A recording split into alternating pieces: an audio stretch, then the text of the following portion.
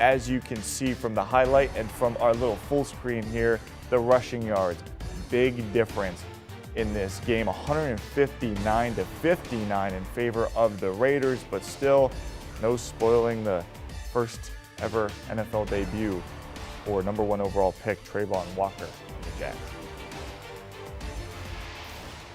It was definitely exciting just to be out there, actual on the NFL roster, out there on the NFL team, playing with other NFL players is very exciting, and something that I always remember my first night.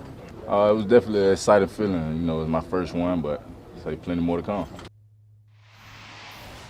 Yeah, who knows? Maybe one day Travon Walker will be back in Canton, but still a lot of football left. Let's bring in CBS Sports NFL writer Tyler Sullivan. Let's talk winners and losers from the Hall of Fame game. Folks at home saw Walker. Raider quarterback certainly felt his presence. What did you make of his debut? Yeah, I thought he was a clear winner for the Jaguars in this Hall of Fame game, and you even noted it too. Obviously, he had the sack on the night. He did have that roughing the passer penalty, and I would agree with Jaguars fans if they were like, that doesn't look like roughing the passer. I thought that was pretty clean there. It might be preseason for the officials as much as it is for the players in this one. But ultimately, this is an encouraging sign for Jacksonville. You got to remember, not only is he showing up on the field in terms of stats and recording those sacks, but he's also helping his other players perform at a high level. And you saw that here in this game on Thursday night. He, you know, as much as we all look at the sack totals and stuff like that, he also was being doubled up, and it opened up other players to attack the quarterback. One play in particular, he had a double team. The offense was kind of shifting over to him, and that freed up Arden Key, one of the more underrated signings for the Jaguars this offseason, to record a sack for himself. So for me, it's really encouraging to see Travon Walker come out and play to a high level. This is a first overall pick that is going to be under some scrutiny. It's not like it was the 2021 first overall pick in Trevor Lawrence, where it was a slam dunk, closed and shut case, you're absolutely taking this guy. There was some question as to if this guy truly should be the number 1 overall pick, or you should go with a guy like Aiden Hutchinson or Kayvon Thibodeau or Evan Neal or Ike Ekwonu along the offensive line. So for him to show early signs that he's going to be productive is good for the Jaguars. Yeah, you're absolutely right. This year's draft flush with edge rushers. All right, Raiders' new head coach Josh McDaniel returned home to Canton. He gets a second crack at leading a franchise. A couple years older and wiser. Can we put him in the winner column as well? And should fans in the desert start to get excited, especially after seeing that run game last night?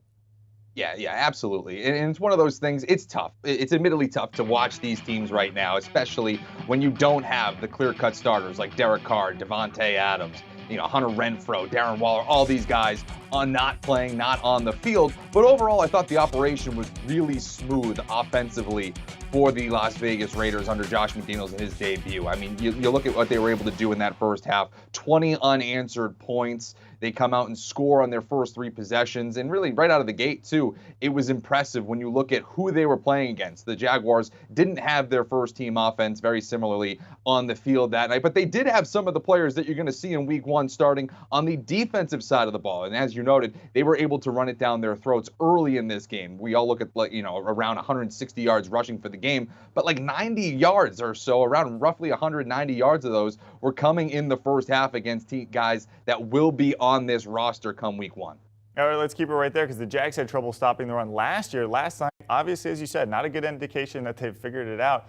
Is it too early to be concerned with their defense? I think it's a little too early for everything at this point, to be perfectly honest, but you still don't want to have a 100 rushing yard difference in the game when you whether it's the Hall of Fame game, whether it's Week 1, Week 17, or in the playoffs. You just don't want to see that deficiency in terms of running the football. And like I said earlier, it was more concerning earlier in the game when you had guys that are going to be starting for this defense. Travon Walker, Arden Key, those guys are going to play key roles for the Jaguars this season on the defensive side of the ball. We look at them as obviously getting after the quarterback and being more of a pass rusher in those situations, but ultimately you still have to be able to stop the run. And when you have over 100 yards or roughly around 100 yards when you're on the field allowed rushing, that's not good. So again, 160 yards, 3 touchdowns, that's not good whenever you play football.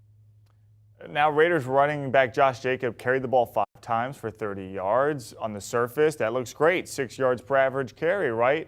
But final year of his deal, we watched you know, a guy in Zamir White who was drafted this year in the 4th round out of Georgia. Amir Abdullah getting some run yesterday as well. Was Josh Jacobs, even though he had a nice performance, possibly looking at his replacements? Yeah, it was a weird night, obviously. You know, as much as we're pumping up how great the Raiders' run game was and how, you know, solid Josh Jacobs played. I mean, you see the stats right there, 5 rushes for 30 yards, and he caught both of his targets for 14 yards. I mean, that's a good night for minimal work. My question is, why was he out there? What is his role to be this season? I mean, we're looking at the sidelines in the faces to this Raiders offense. Derek Carr, Devontae Adams, Hunter Renfrow, Darren Waller, they're all on the sideline hanging out, and we still kind of look at Josh Jacobs as part of that core, the starting running back for this team. So why is he getting so much run in this preseason game? And you got to remember, too, unlike the other teams in the NFL, the Raiders and the Jaguars have 4 preseason games this season. It's not like the rest of the league now where it's being reduced to 3. Why are you giving this guy so much run so early? And the questions then come as, all right, is his future not that secure in Las Vegas? And these are the questions that you're going to kind of start facing now. And obviously, we know that they declined his 5th-year option this offseason. And if you look at the overall history of Josh McDaniels and GM Dave Ziegler from their time with the New England Patriots, we all know they don't really invest that much in the running back position. They emphasize running the football, but they're not going to overextend themselves and pay a running back premier dollars. They're going to just plug and play somebody else that they can find in the 4th round of NFL drafts like Zamir White. So again, I do wonder what Jacobs is thinking after that night last night where, yes, you played well, but you're playing well with Jarrett Stidham and other guys that probably are going to be on the back end of your roster, you know, as reserves or depth pieces. So what are you doing, and how do you view yourself in this roster when those stars of this team are on the sideline? Yeah, from a reality standpoint, very curious decision. But as we mentioned earlier, Jamie Eisenberg, from a fantasy standpoint, has him as a top 25 running back. All right, we'll see what happens there. Tyler Sullivan, thank you so much for joining us this morning on CBS Sports HQ. For more football news, check out the Pick 6 podcast. The latest episode is up. Will Brinson is joined by John Breach, breaking down the NFC South, plus reaction to all the latest news regarding Browns quarterback Deshaun Watson. Do you want a sports network that delivers everything that matters about the game? The highlights, the picks, the instant analysis, no yelling, no fake debates, no politics. Hit the subscribe button and never miss a moment.